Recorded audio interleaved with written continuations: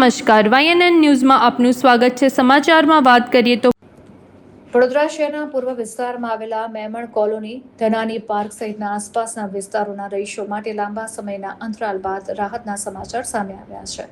આ વિસ્તારોમાં છેલ્લા ઘણા વર્ષોથી પીવાના પાણીની જે વિકટ સમસ્યા સર્જાઈ રહી હતી તેનો હવે સુખદ અંત આવ્યો છે।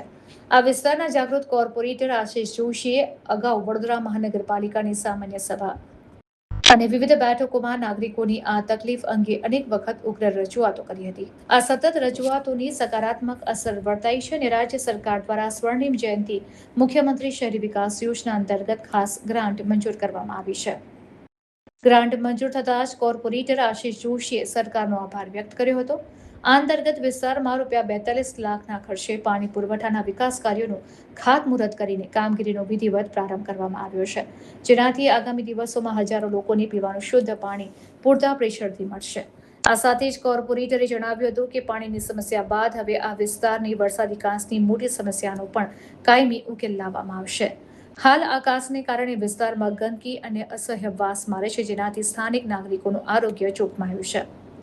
અંદાજે ₹3 થી 4 કરોડના ખર્ચે આ વરસાદી કાંસનું કામ મંજૂર થાય તે દિશામાં પણ વહીવટી સ્તરે સક્રિય પ્રયત્નો ચાલી રહ્યા છે, જેથી ભવિષ્યમાં ગંદકી અને દુર્ગંધની સમસ્યાથી પણ લોકોને કાયમી મુક્તિ અપાવી શકાય। જી આશિષભાઈ, ઘણા સમયથી આ વિસ્તારમાં પાણીની સમસ્યા હતી, જે ટૂંક સમયમાં જ હલ થઈ ગઈ છે, શું કહેશો? આ કામ પાછલા બોર્ડમાં અમે અને અમારા સાથી કાઉન્સિલર દ્વારા વારંવાર રજૂઆત કર્યા બાદ મંજૂર થયેલું હતું। ખૂબ વર્ષો જૂની મેમણ કોલોનીમાં લગભગ 30-35 વર્ષથી પાણીની સમસ્યા અને જેમ જેમ વસ્તીનો વધારો, પરિવારો મોટા થયા એમ પાણીની માંગ પણ વધતી જવાના કારણે આ વિસ્તારના નાગરિકોને, ખાસ કરીને મેમણ કોલોની, ધનાની પાર્કને આ બધા જ લોકોને વર્ષોથી ઓછું પાણી અને ગંદુ પાણી, આ બંને સમસ્યાનો સામનો કરવો પડતો હતો। ત્યારે વેરો ભરતી, ટેક્સ ભરતી આ મેમણ કોલોનીની પ્રજાને ન્યાય અપાવવા માટે અમે પાછલા વર્ષે આ કામ માટે સૂચન કર્યું હતું અને રાજ્ય સરકારે આ કામને મંજૂરી આપી। અમે આ પ્રસંગે સ્વર્ણિમની જે આ ગ્રાન્ટ મંજૂર થઈ છે, સરકારને પણ આભાર માનીએ છીએ કે સરકારે આ વિસ્તારના નાગરિકો, ટેક્સ ભરતા, પાણીનો વેરો ભરતા નાગરિકો વિશે વિચાર્યું છે।